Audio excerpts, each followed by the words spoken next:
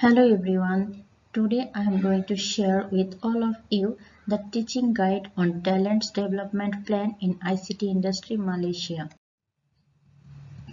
Learning objectives.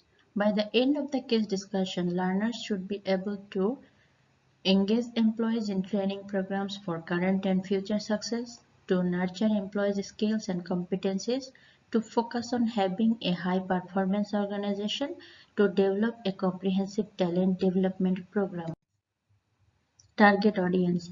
This case is designed to focus the audiences in the class of graduate and postgraduate students for software engineering, class of trainees in companies, class of full participants in an interview session.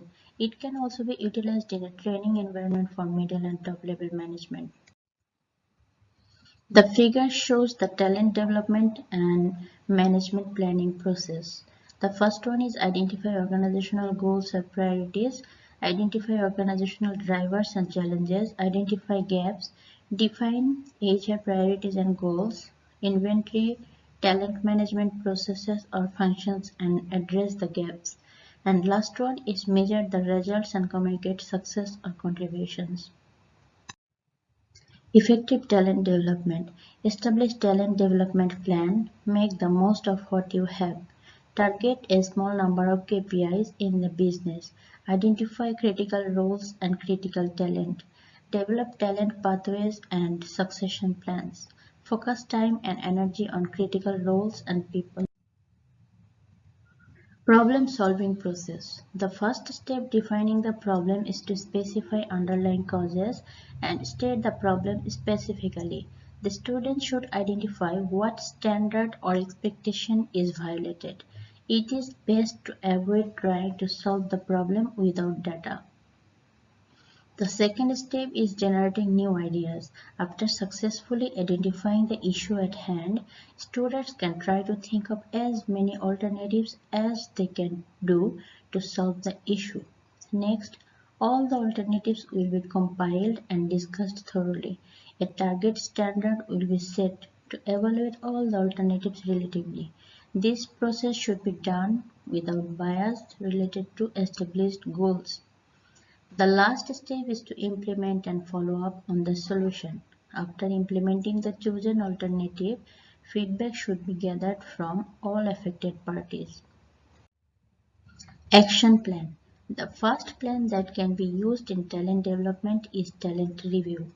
This is a process that generally follows on organization's performance management process and focuses on employee development and potential for the future. This grid reflects performance against objectives and the skills and competencies required in the employee's current role and function. The second plan is to establish a mentor-mentee program.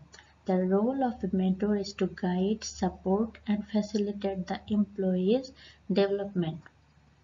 They can provide perspective, help to remove barriers, and offer more insight based on their experience. The third plan is adding in SMART and growth theory to review process. The SMART that contains specific, measurable, attainable, relevant, time-bound, and grow, goal, reality, options or obstacles, and way forward.